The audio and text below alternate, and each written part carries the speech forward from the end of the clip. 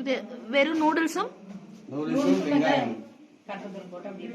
சும்மா நூடுல்ஸ் அவிச்சிட்டு வெங்காயம் கட்டத்தூள் போட்டு பெரட்டி இருக்கீங்க. அப்ப கறி அதுக்கெல்லாம் ஒண்ணும் பருப்பும் கோசாவும் போட்டு வச்சோம். அது பகல் வச்ச கறிய இதத்தான் சாப்பிட போறீங்க. இது எத்தனை பேருக்கு வந்து மதுசால கிண்டோன்னு போட்டுருந்தாருங்க. அப்ப வந்து எனக்கு போயிட்டு எடுத்துட்டு வர சொல்லி என்கிட்ட சொன்னாங்க. நான் போயிட்டு மதுசால சாமான் எடுத்த நேரம் அங்கேயே 7:30 மணி ஆச்சுங்க. அதுக்கப்புறம் 2 மணி பொடி மாற போட்டு பஸ்ல தான் போட்டு வந்து எனக்கு எல்லாம் வச்சுட்டு அப்படியே வீடியோ எடுத்து ஜிஎஸ்ஆருக்கு அனுப்பி விட்டேன். ஏன் அனுப்பி விட்டேன்னு கேட்டா அவர் பில்ல போட்டு அது பில்ல எடுத்து போயிட்டாங்க. அப்ப இதுல என்ன இருக்கு நமக்கு தெரியாதுமே. எங்க போனது நான் கொடுக்குற எது குறைபாடு நம்ம மேல வந்துட்டு சொல்லி அப்பயே ஜிஎஸ்ஆருக்கு அனுப்பி விட்டு நான் உள்ளவங்களுக்கு காட்டுவேன்.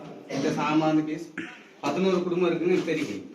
அந்த 11 குடும்பத்துல வந்து நான் எண்ணி பார்த்து 48 பேர் இருக்காங்க. 48 பேருக்கு இது கொடுக்கணும். 10 கிலோ அரிசி 5 கிலோ நூடுல்ஸ் கூட இல்லைங்க. 3 நாளைக்கு இந்த சாமான் சொல்லி தான் கொடுத்துட்டு போயிருக்காரு. அதாவது இந்த கிட்டத்தட்ட 48 பேருக்கு இந்த 10 கிலோ அரிசியை நீங்க 3 நாளைக்கு வச்சுக்கணுமா? 3 நாளைக்கு தான் சொன்னாருங்க.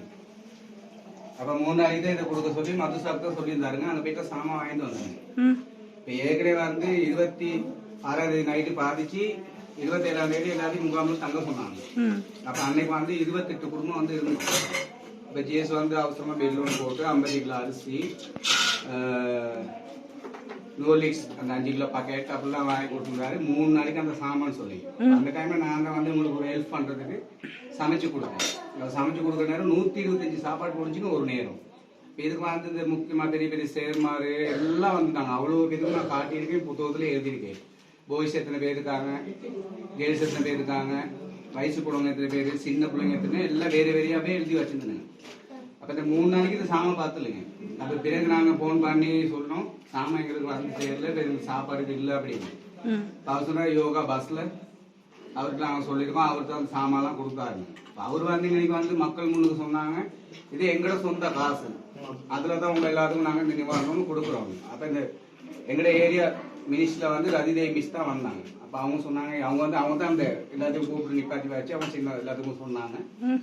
28 பேருக்கு இந்த 28 குடும்பத்துக்கு நாங்க சாமான் கொண்டாந்துருக்கோம். இது ஒரு யோகா அவரோட வசதியில அவரு உதவி தனிப்பட்ட முறையில அவர் செஞ்சது.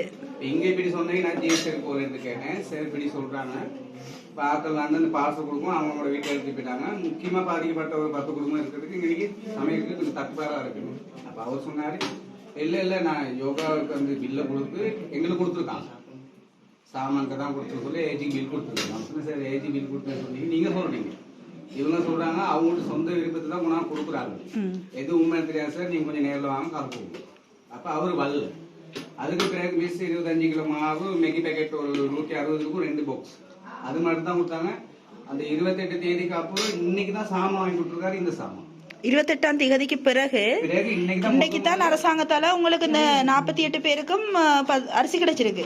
இல்ல 125 பேர் இருந்தாங்க மிஸ். 125 பேர் தான் ஜிஎஸ் வந்து எல்லாத்தையும் காலிச்சு மத்தவங்க வீட்டுக்கு போக சொல்லிட்டு இன்னைக்கு ஒரு 11 குடும்பத்தை தான் நிப்பாட்டிருக்காரு. 11 குடும்பத்துக்கு தான் இந்த சாமான் கொடுத்துருக்காரு 3 நாளைக்கு. அப்ப கேட்டா சொல்றாரு, ஏற்கனவே வந்து ரதிதேவி மிஸ் வந்து அந்த கொடுக்க நேரமும் சாமான் அறிஞ்சிங்க. அப்ப அந்த சாமான் நிவாரணம் கொடுத்தாங்க, நிலத்தை அறிஞ்சிங்க. இப்ப அந்த பில்லும் ஏஜி கொடுத்துருக்காங்க. 2வது பில்லு ஏஜி கொடுத்துருக்காங்க. அப்ப டயக்ராம்ல சாகரன் சொல்லி ஒருத்தருக்காரு போஸ்ட் ஆபீஸ்ல.